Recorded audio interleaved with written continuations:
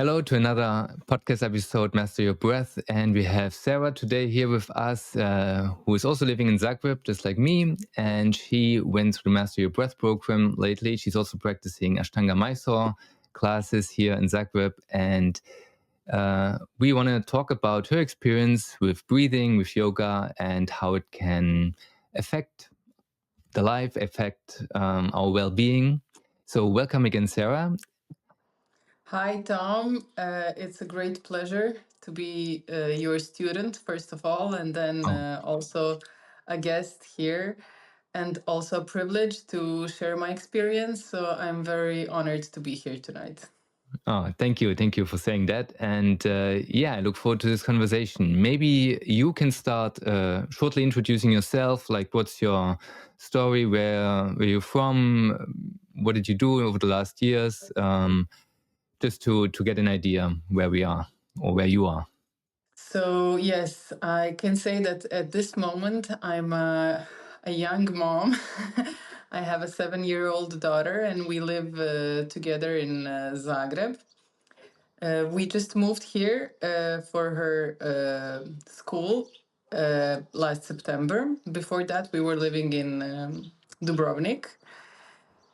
So, what can I say about myself in professional and private terms is that through my life, I've traveled a lot and I've changed many places where I lived. So, this is, I guess, a new chapter for the two of us.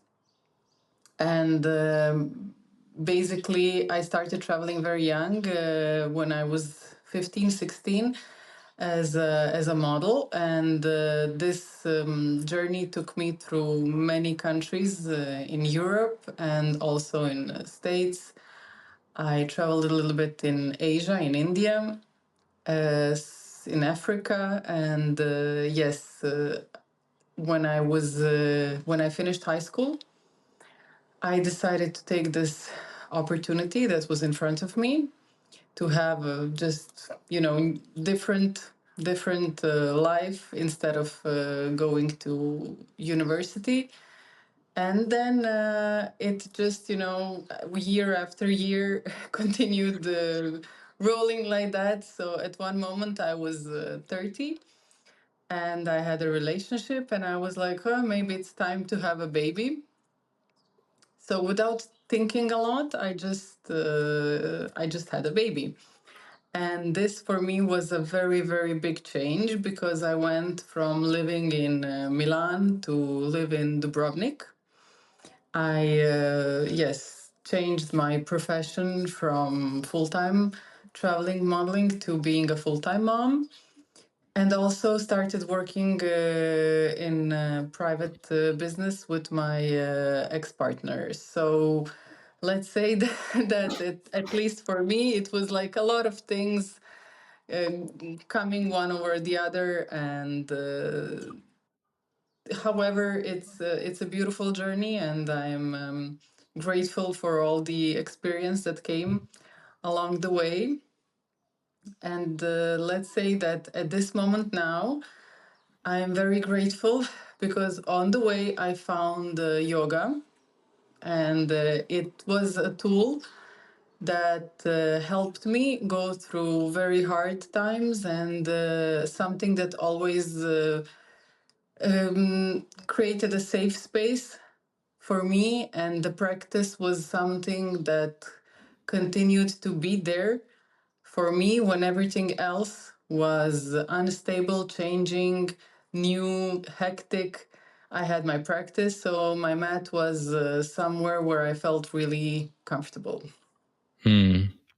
Yeah, wow. So thanks for sharing that. And yeah, it sounds like quite a situation where there can be quite a few of challenges, right? Being a mom, being in a different place, changing careers in a way, and the ex partner situation.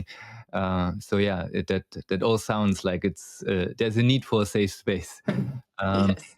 yeah, and I remember you came I think to the Shala when your baby was just born, and when you Yes. moved to Zagreb, and we even talked about breathing back then.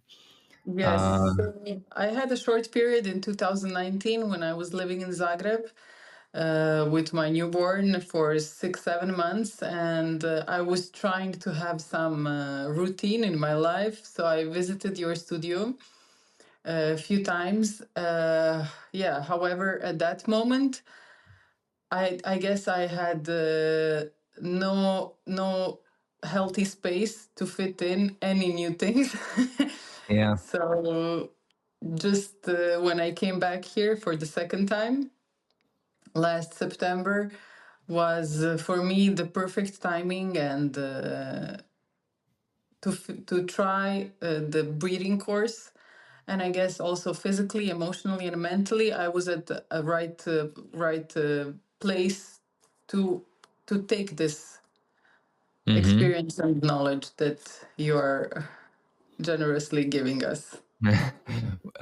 That's actually the thought that comes to mind now is so essentially with the new baby and the new city again, Zagreb being again a new city back then, right?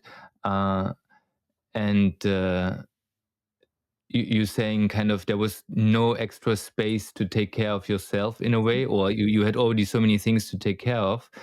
What would you say changed between then and now, apart from maybe the kid growing up a little and becoming more independent and giving you more space? But if someone is in that moment of having a small baby or a small toddler at home, is there any recommendation you have, like what they can do to yeah, to move to where you moved, where you had that space to take care a little more for yourself? And Yes, so I can definitely divide my life. I know it's a very like stereotype, but until the moment that I had my child, and there's like a line there, what happens after?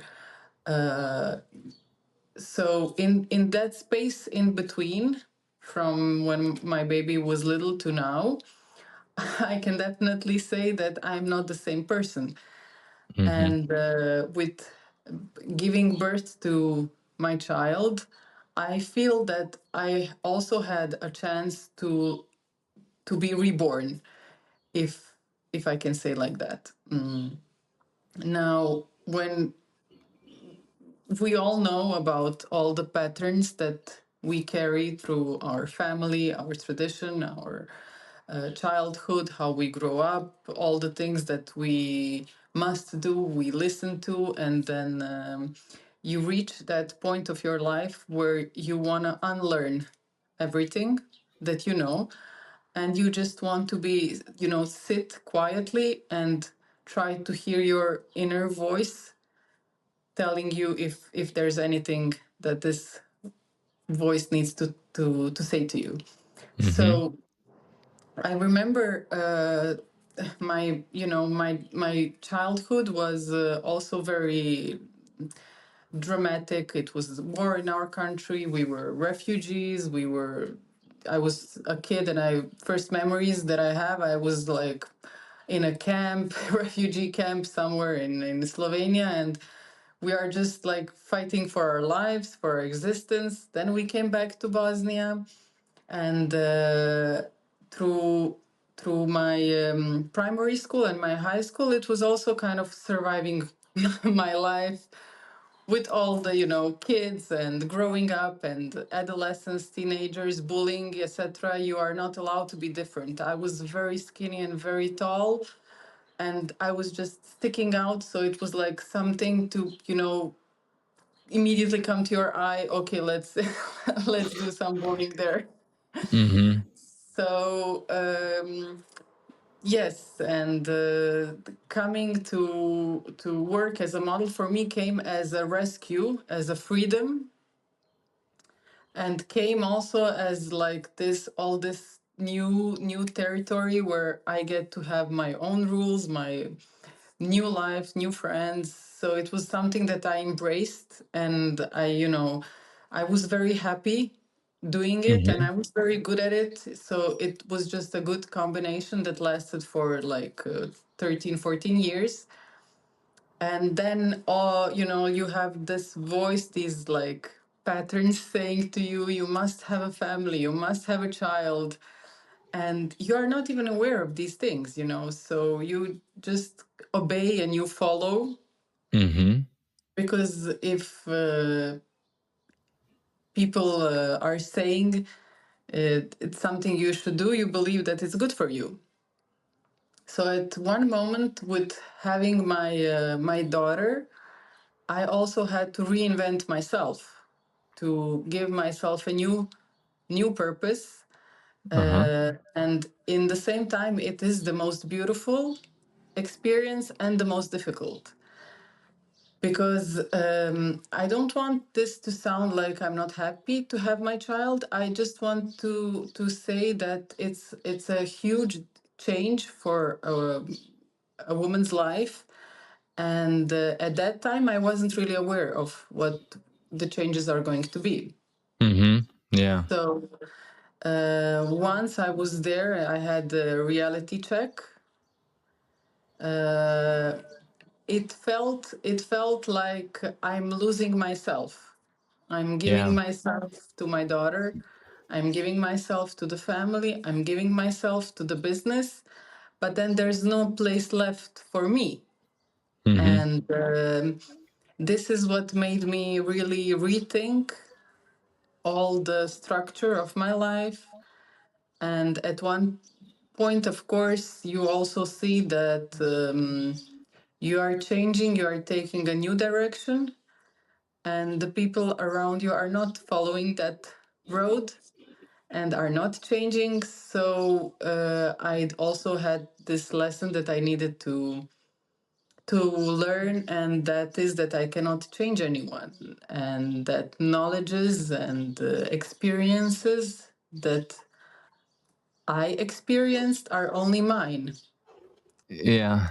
I mean, I almost want to say you make it sound so easy because you essentially, I mean, every woman has to kind of reinvent herself in a way when she becomes a mom. And then you essentially are in this new situation and you realize, okay, I have to change, I have to reinvent myself and I have to let go of certain maybe people and certain things that I took for granted before. But again, maybe it's um, the state that you are in now after 5, 6, 7 years of having lived through that. But it sounds like, oh wow, okay, so I will just reinvent myself. Here we go. So can you go a little bit more into that, like how? Yes. So the first stage I would say is stepping out from the unaware, just accepting that if you feel anxious, if you feel unhappy, if you feel depressed, it's just simple signs, very painful and very, they're hurting, but signs telling you that there's place, there's space where you can work, and when you work, change come. Mm-hmm. So it yes, it sounds easy now, and it is not, unfortunately. So once you step out from the unaware zone, at least my experience was I was just observing. I started observing myself, my behavior. I became very, very silent and quiet, and this was not my personality. As usually, I was always the loudest in the room and always in the center of the attention. So somehow I changed the role, and I became, the person on the side, just quietly listening and not saying anything or not saying much. Was that a conscious choice or it just No, happened naturally? it was just a phase that happened, and I wasn't really resisting to it. Okay. And another thing that I started doing, which was not a common thing, and I wasn't doing before, was writing. So once you become silent, and once you do not talk much, but you just listen and observe, you have still the thoughts and the voices in your head, and they continue to be loud, to, disturb, distract. So I helped myself with writing these thoughts. Mm-hmm. And I read somewhere that whenever you give space to the thoughts that are bothering you just because they're somewhere in your head disturbing, once you write them and you are okay with them, you just somehow say to yourself, okay, now give me a break. I need to work, or I need to focus on something else. Stop the talking, stop the voice, and I want to end my day.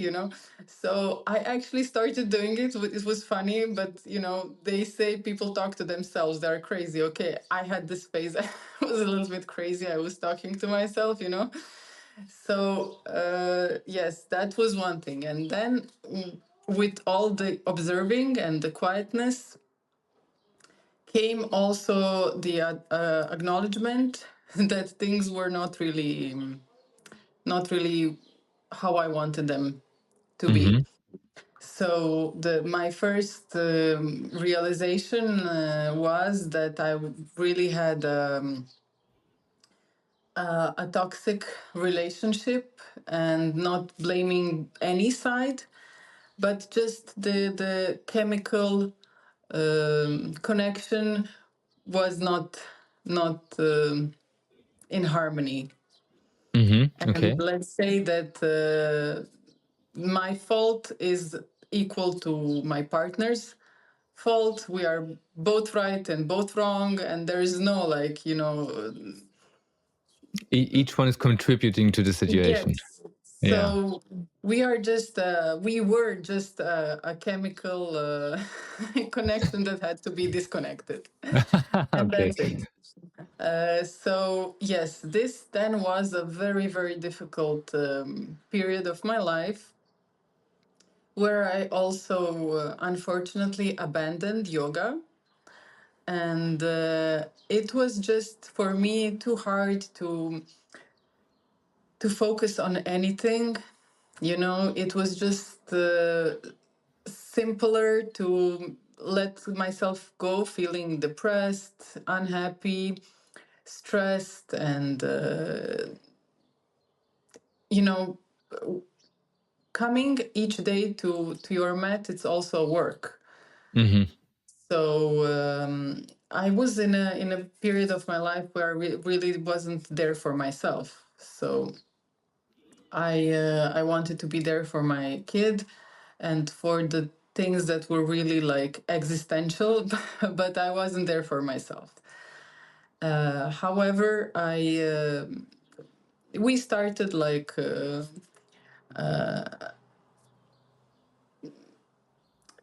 disconnecting, and this knot that we were in, through business, through private life, through kid. It took us years, but it just like slowly, step by step, went like released itself. So I remember at that time was the time when I also started my therapy with the, let me get the correct term.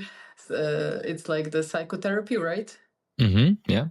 Yes. So I remember my first therapy. I said to my therapist, when they ask you why you are here, I told her, I don't know what was wrong. There was something wrong with my marriage and my old relationship, but I do not want to do the same thing again to myself. So I do not want to be the case when I say, oh, all men are the same, just because I'm continuously repeating the same pattern. Mm-hmm. So the first thing was be alone, be by yourself. And yes, I did it. So through that phase, when you are with yourself, you really do get enough space to work, to be there for yourself, to try to connect again to your inner child, to your spirit. And along that journey, I also discovered And it was for me then a whole new experience when I actually understood myself better. And Mm-hmm. I understood how and why I went away from home very early, why I never wanted to go back, why I decided to have a child, and why I wanted to get married, and why this person was my choice instead of someone else. So I suddenly started to observing my life and my choices and my mistakes and everything that was along the journey, and it kind of all started to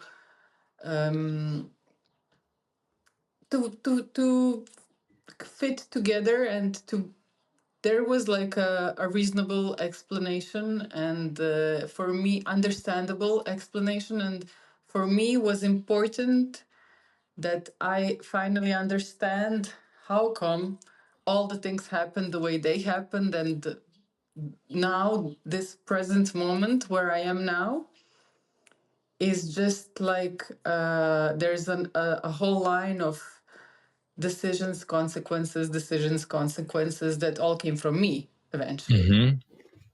Like So owning everything that happened to you, in the sense of you created that, you co-created that, you are responsible in a sense of I am taking full it's yeah, responsibility. of your path. Although, Yeah. of course, in this moment, I feel like this. Maybe in next 10 years, I will give some responsibility to universe. I don't know. But in this moment, I feel like I'm taking the full responsibility, and it's just a privilege that I became aware of it, Yeah. because I see that the people that I lost on the way were mostly people who did not want to do that work, who did not want to take any responsibility, or were taking just partly. Mm-hmm. So our paths went different ways, and I also see now that it is much easier if you decide to remain in the unconscious zone, and it is a very painful path if you decide you want to go through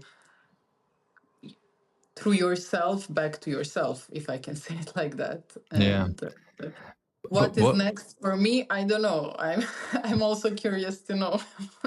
well, the beautiful thing, if I again can kind of reflect on what you just said, I think what I hear is that you're almost positively talking about your life story, right? Like very positive. Even there was, I mean, what you mentioned sometimes, with one sentence, like, okay, then we kind of felt we had to break up, like with your ex partner, right? Or I had, I had to find a new career. I had, so, but these things, it that you mention, it's clear that there's a lot of drama behind it, right? I mean, you don't just break up and you don't just create a new situation for yourself. There's a lot of things going on that path. However, when we do this process of reflection, when we kind of take that responsibility and we see everything that happens has a good meaning, in a way that once you're through it, you have learned your lessons from it, you can actually look back and say, well, it was not all nice, but I learned a lot from it, right? I have new skills, I have a new wisdom because of that.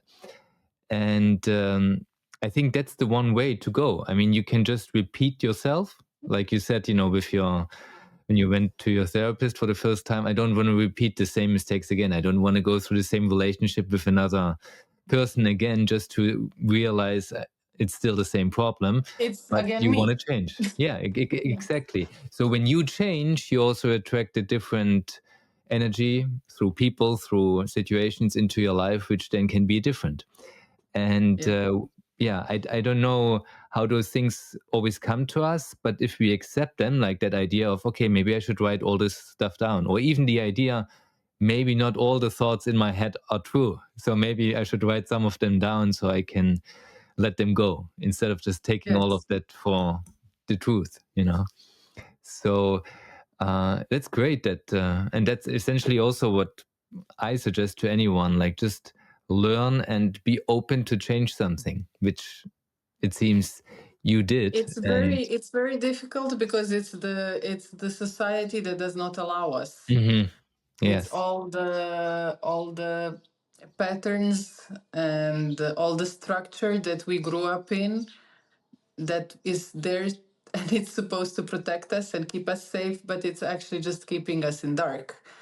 And this is also what I sometimes have discussions with,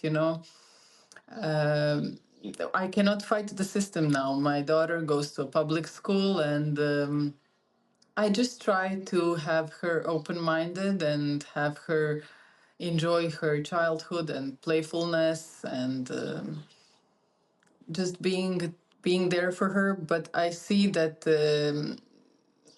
it is like a very, it's very difficult to, once you change and once you take a different direction. And on the way I lost a lot of people, and I lost also one part of myself. I grew up in a very religious family, and on my journey I lost my religion. I just created space for something more universal and more in connection in I feel more religious now than when I was following any religion. yeah, So I avoid conversations with people that are not at the same, um, that we don't share the same ideas, because it's just like it doesn't take us anywhere. These conversations. yeah. I know And what you mean. Yeah, but I yeah, think also you cannot really lose something that.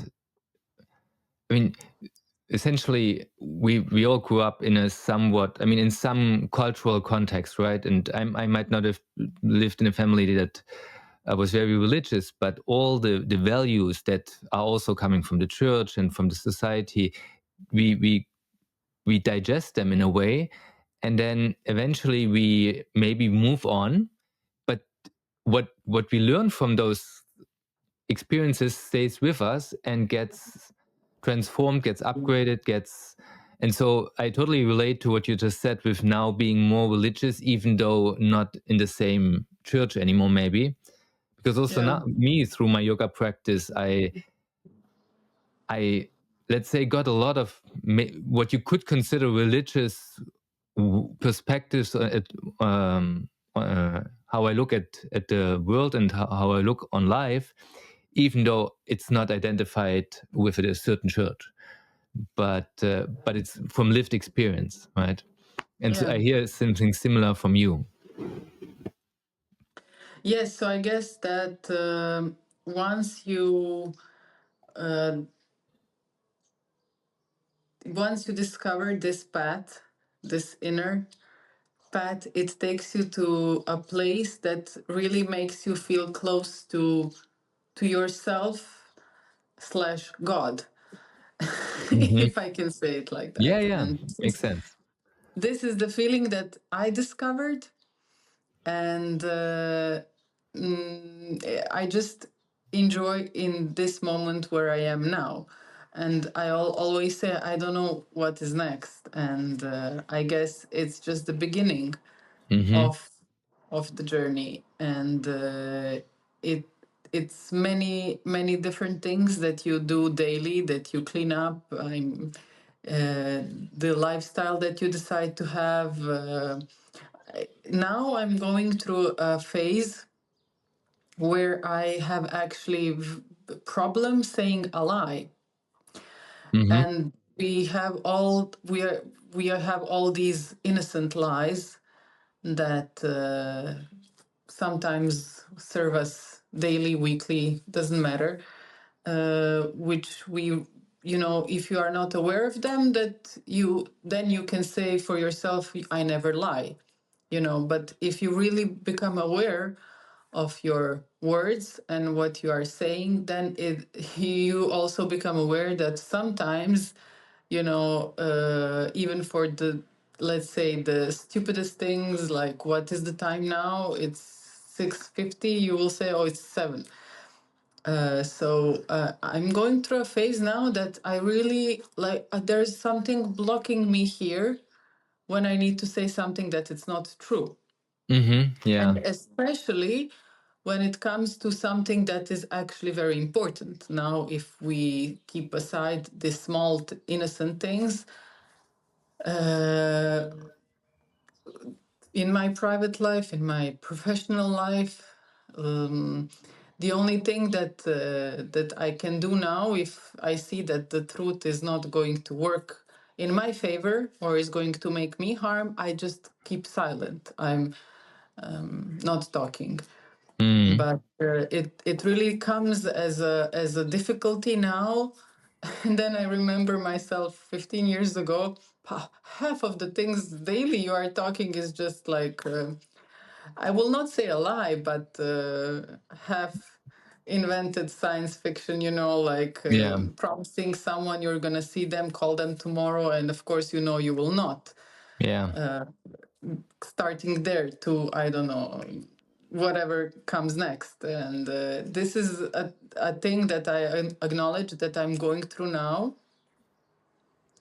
And I'm just observing also myself again, and thinking how before I was really unconscious, and how I wasn't aware of the words and the thoughts and the connection in between. Yeah. And Yeah. how now I'm aware of it, and I'm just trying to, be okay with it, because we also live in a world where it's not always wanted that you are completely honest, and Well, that yeah. I mean, if I can add something to that, because you also practice at the Shala very regularly, right now in this moment, and we work a lot on backbends. You're excited about the dropbacks and all of that, and of course, again, that invites us to open up the throat area. Open up the yes, heart I told area. you that I feel something here the Yeah, other day. exactly. And so I always find it amazing how if such a thing like the mental idea of lying or not lying or expressing yourself or having a frog in your Yeah. throat where you feel you cannot express yourself, all these things related to that chakra, the throat chakra, uh, are essentially, if we live them unconsciously, like maybe we do those little lies or whatever, it, even if we feel completely fine with it, it does create an imprint in our energetical body, and so it does close us up in a certain way. And then in yoga, when we go through all these poses, some people have a good time with backbend, some people have a hard time, and some people have a hard time with hip openers, some people have a hard time with the spine. Whatever it might be, it's always reflective of what wants to come out, what should come out in terms of realizations, right? So that's always amazing for me to see.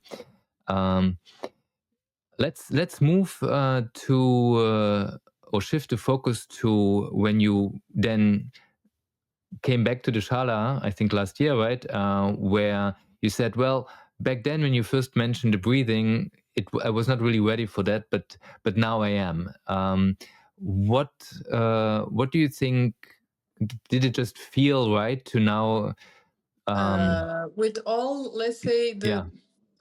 I went a little bit far with the question that what is the difference from back then to back now, Mm-hmm. is that with working on myself and on my life, there's a new space that was created. Mm-hmm. And then also realizing before, when I just first met yoga and Ashtanga, I was drawn to it, of course, because of all these amazing asanas and the body positions and the physical appearance of yogis. And Mm-hmm. little I knew about what is in the back uh, of the practice. Mm-hmm. So my first touch with Ashtanga was only the physical aspect of the practice. And then with time and with years and with different parts of my life, I realized that I'm missing the main part of the practice, and that's maybe not the main, but let's say the important part of the practice, and that's the breathing. Yeah, the foundation, as I like to say. Yes, the foundation. So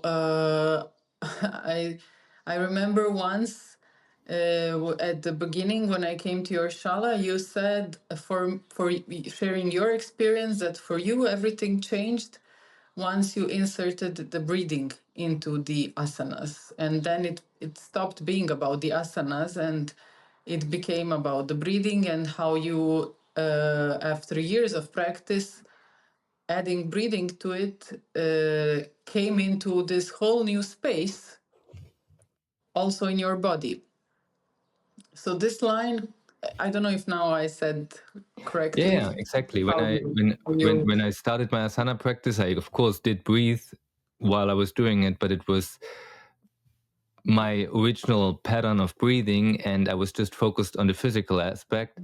And then I learned pranayama, and the practice of pranayama as a separate practice opened up a lot of space, which then made it effortless to reach deeper into the practice, into the postures, while before it was more a pushing to get deeper and yeah. tensing to get stronger, etc. And then it became light and Yes. easy.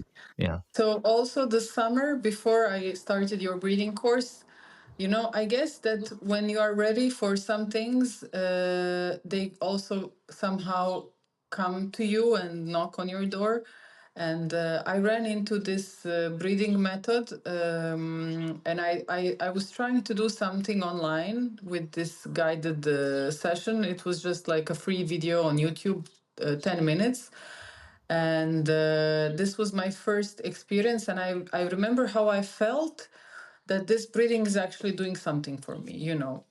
And then when I saw your course, of course these free videos are just like they can open a little bit the door, but it's something then that you need more detailed and more structured and better explained to actually help you understand what was it that you were missing and what is that there that you need to learn new.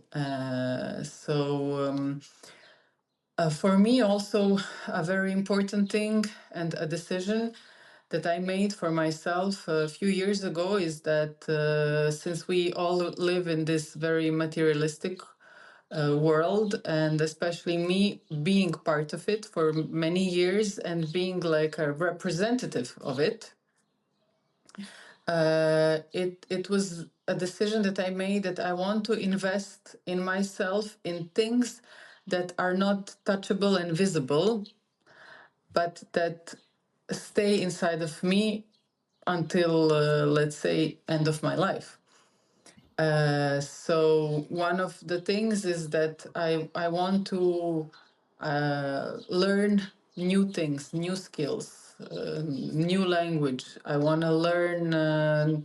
Let's say now I have this idea. I want to learn Spanish or I want to learn French. I want to be fluent. So I want to invest in these things that are not touchable, but Mm-hmm. are good for myself because they make me feel good.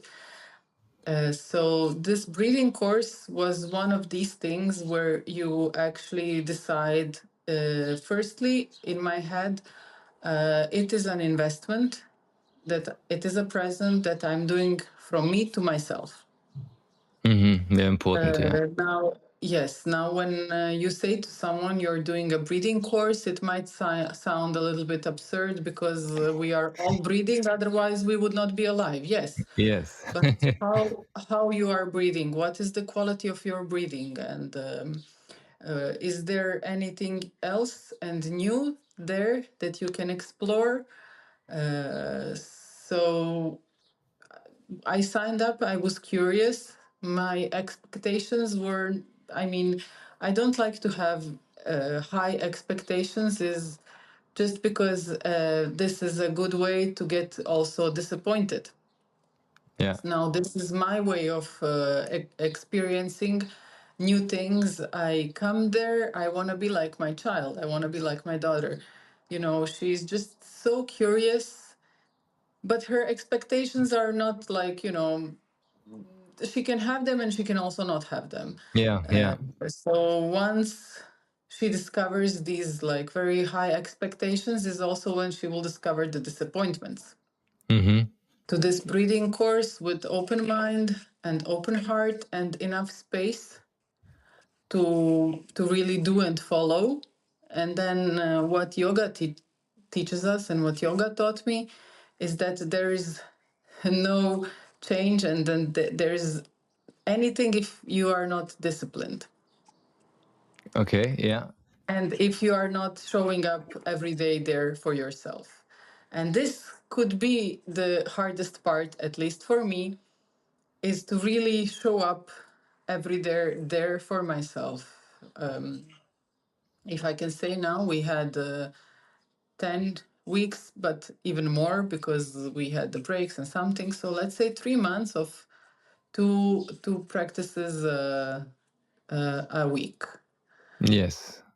In the You group, give and then us, yes, you give us two practices a week, but we are supposed to wake up each morning and do the breathing.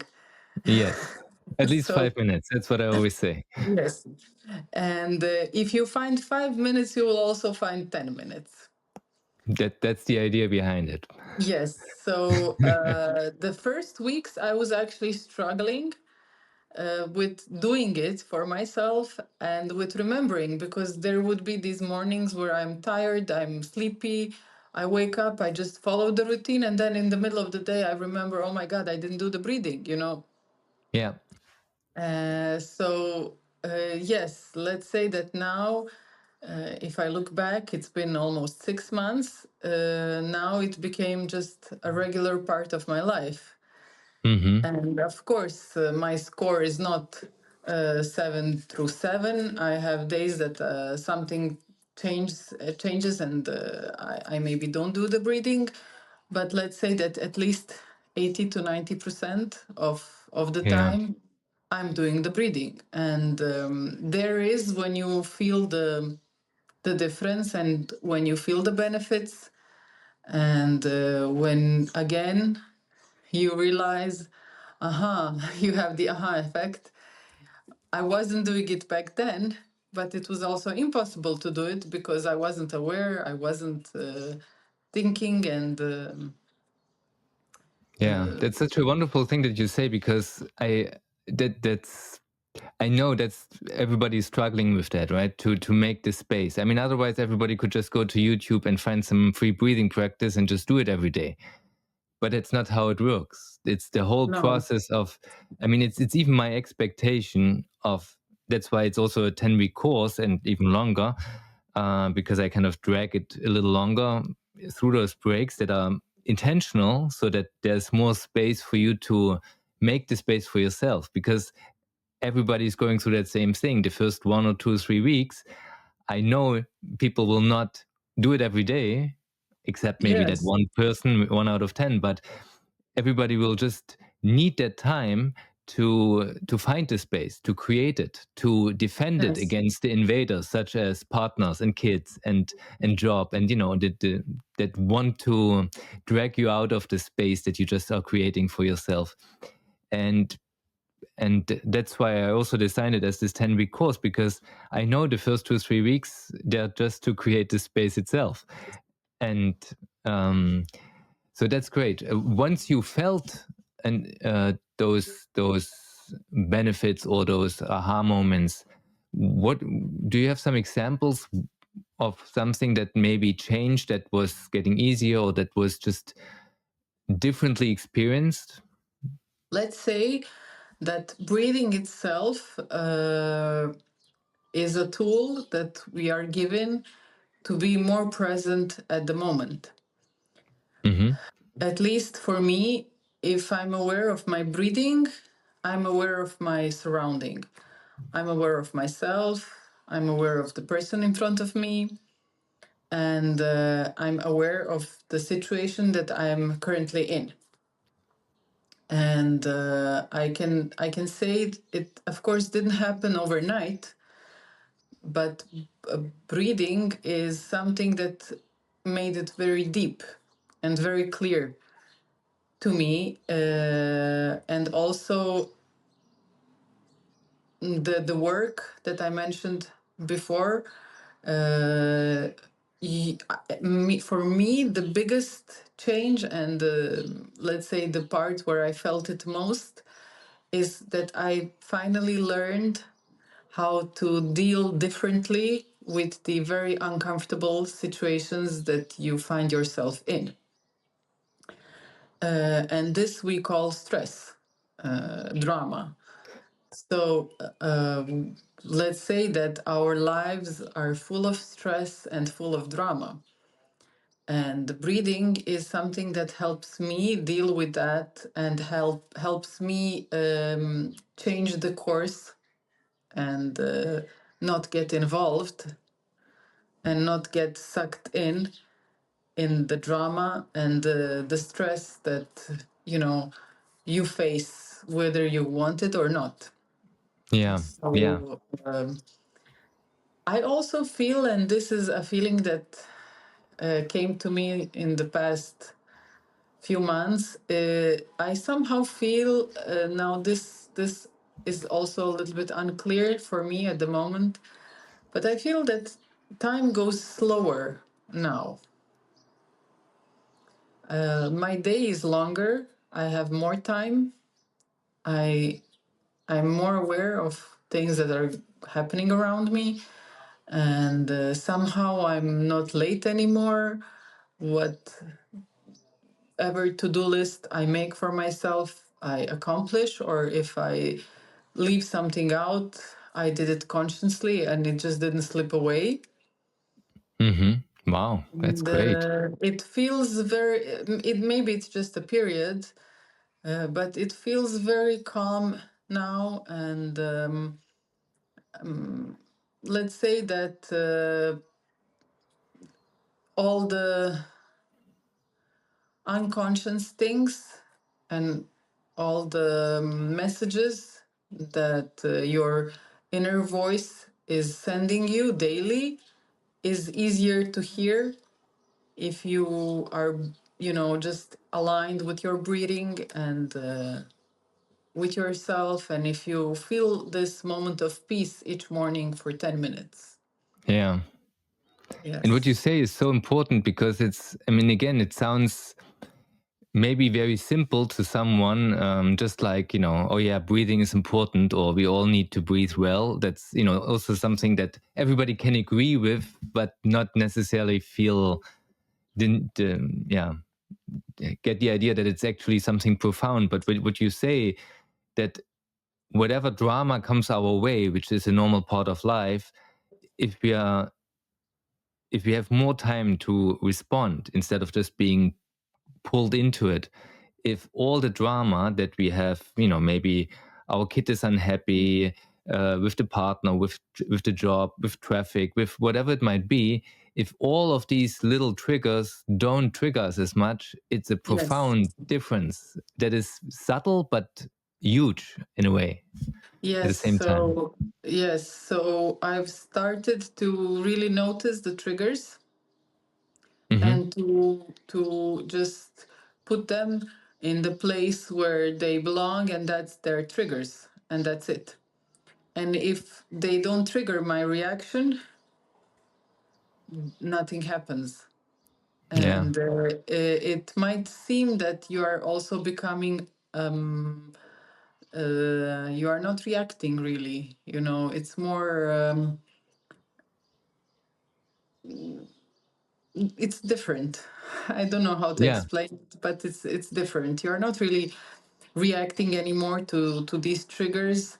I still have sometimes this feeling, coming, Hmm. and then I stop it, I breathe through it, and then it just doesn't have any control over me anymore. Yeah. Or at least it doesn't make me feel the way it did, or the way did a few minutes ago and then a few years ago. Yeah. There's a big difference. Yeah. Well, I think also what you said before with the little lies that we tell others or tell ourselves also throughout each day, once we become very aware of those sensations inside, and we are kind of in a fight or flight mode where we just want to get over any sensation, any trigger, we use those lies to not have to feel something, to just make the other person feel okay because we tell them what they want to hear, but also to ourselves. And only Yes. once we feel that presence and we can be with that feeling that comes up, and also during the course, right, we talked about this approach in the line of nonviolent communication, where you kind of feel the feeling that is coming up and you feel the need behind it, and can then find a behavior, may that be your own or another person's behavior or action, that would actually fulfill that need. And I think in that way, if we have that as a skill set to kind of work through a triggering situation in that way, we don't even need the lie, because we can express our needs or the needs that are not being met at a certain moment, without hurting another person, and therefore we don't have to tell the lie. Or we can be empathetic with the other person because we connect to how they're feeling and what they're needing, instead of just telling them what they want to hear. So Yes. Yes. So now when you said emotions, for me also a very very important part of the breathing course was to become aware that I'm actually still suppressing so many emotions, whether they're now or in the earlier past or in the far past. And mhm.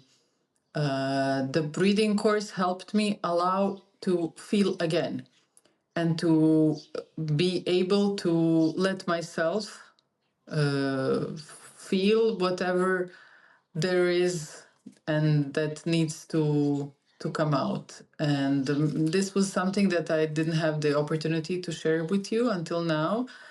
And when what happens to me sometimes is that when I do my breathing session in the morning, I like to do it when my daughter is still asleep. So I take 15-20 minutes from my sleep. I wake up early and I do the breathing practice, and it kind of allows me to really go through emotions that I suppressed the day before or the week before or the month before. And it's really fascinating how some things just come to me while I'm breathing, and it makes me cry, and it makes me have that feeling, feel it through my whole body, and then let it go and let it out. So I would also say that you are free to add breathing slash healing practice, because it has, at least for me, a very healing effect at this moment now. And it's something that I like to really surrender myself to, because it also happens in my home, in my living room, where I'm alone, there's no people around me.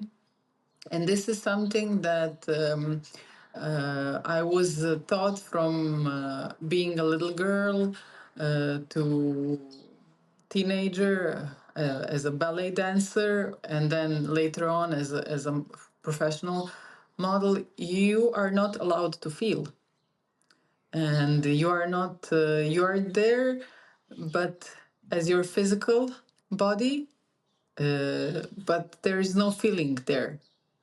Wow. And yes, so it was really a whole life pattern that just came from, a little girl to a teenager to a young woman, where one came after the other. giving no space for feelings. So Hmm.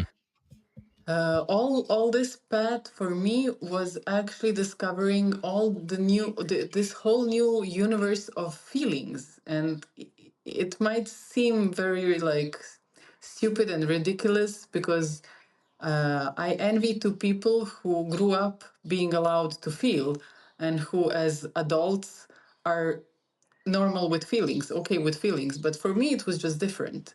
I was allowed to look, but I was not allowed to feel. Yeah, And this breathing is something that now gives me space and gives me right to have my emotions and to go through my emotions, whatever that might be. yeah, And so for me, it also has this healing benefit. And I hope that I will continue my breathing practice and that I will not abandon it when some difficult times come. That yeah. I guess, they must come sooner or later for everyone.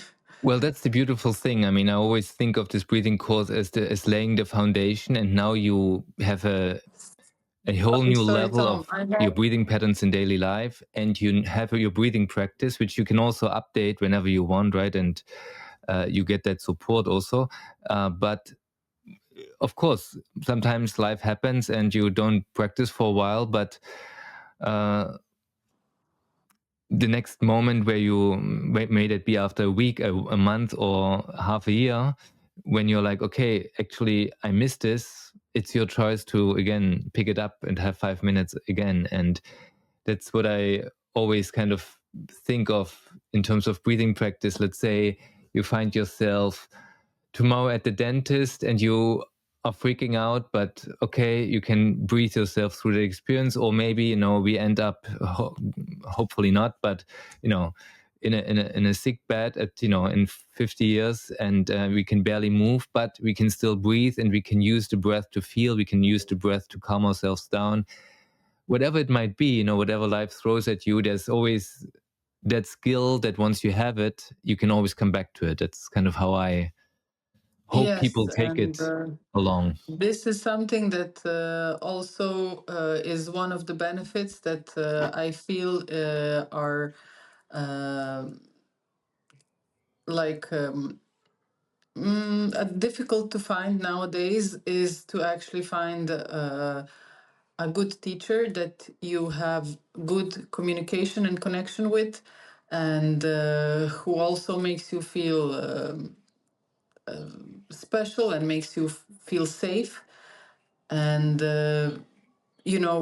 feel makes you feel like he's there for you. So I gave you before the compliments of being really talented as a teacher, even through Ashtanga and through the breathing, because you have this special ability to break one thing into small pieces and then give students each a small piece as a puzzle so we can put the whole picture together for ourselves. And it always comes out different because each of your students is different at the end.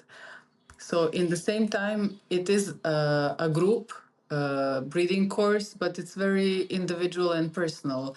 And this any like Ashtangi yogi will know what it means, because as the same as the Ashtanga practice is very individual and very personal, and there's a difference how you approach to each student. In the morning we can be 5, 10, 15. It's almost same as you have 15 one-on-one students and not a group. So Hmm. for this, I would do it again, the breathing course, and I also believe that with different stages of life and mindset, and in 5 years probably I will be different, hopefully also, because I like this new, this new journey of exploring yourself, reinventing yourself, changing, allowing changes to happen, allowing new things to happen. And I also believe, like, same with the book. If you read a book when you are 15, 25, 35, Hmm. it's going to be three different books. Yes. So for me, I would be curious to start the breathing course again in like 5 years and see what is the difference there comparing to what I experienced now. Yes. Yeah, that's also what I tell people. I mean, everyone that finishes the breathing course can redo it again, for like without paying the whole amount, just a little kind of repetition fee. But it's also that idea that it's a lifelong process, and if you do that again in, you know, like you said, in half a year, in 5 years, in 10 years, you will hear all these instructions, all these ideas completely different because you will be different. Yeah. Yes. Nice. So I really appreciate what you said about me kind of supporting, and I'm glad it worked out like this for you. It's essentially what my intention is in providing this breathing course. And I'm especially happy because it's an online course. And so it, up to 2020, I never thought that breathing courses can work online because you need to be in the same room. But then I was kind of forced to do it. So I'm really happy that I can provide that space and that individual support, even though it is an online course. So thank you for sharing that. Thank you. Yes. No, I think that there is a benefit of being on an online course, because through the 3 months that we had the course, I remember I found myself a few times in different countries. And Hmm. for me, it was easy to just turn on my phone and enter the link and then follow, but then continue to whatever I was supposed to do the rest of the day. And if I was supposed to be at the Shala for the whole, I mean, I would probably do my best to organize myself, but it would be the score would be less live sessions than online, just due to life circumstances and due to maybe my lifestyle where I travel still, and I have my private business, and I'm living alone with my child, so it's not always possible to go out from home. But I mean, at least for me, I even if I'm home and I I cannot go out, I can always turn on my phone and follow the session online. So Yes. I also feel that for me it had its own benefits being online. And then of course we have the privilege of seeing you in the morning for the Ashtanga. And if there's something that you can help us with having the live session, then it all also adds to it. Yes, yes, exactly. That's what I always say to the people that are in Zagreb. They can always come to MySo and ask breathing questions if there's a need. And yeah, and I'm glad you use that as well. Thank you Thank so you. much for sharing your experience and sharing your story. I think it's very inspiring, a story that, because you move forward with your life, and you are not afraid to change, but you embrace the change even if it means a little drama along the way, because it leads to it leads to new experiences, and essentially that realization that we do create the life. So of course you can say, I don't know what's coming next for me, but I think you know that you do at least co-create everything that is coming your way, and can Yes. steer yourself through it, instead of just essentially being a victim to whatever the universe sends to you or life sends you. Yes, yes. I'm also happy that I can share this part of my life and this experience with you and with my colleagues at the Shala. It's a special community, and I'm happy and proud to be part of it. Yes, we are happy to have you and have, I mean, each one is a precious member of this community that we meet in the morning to practice and Yes. transform our minds and bodies. So, again, thank you for sharing and have a wonderful Thank you. rest of the day. And we will see each other at the Shala soon. And Thank you, Tom. thank you.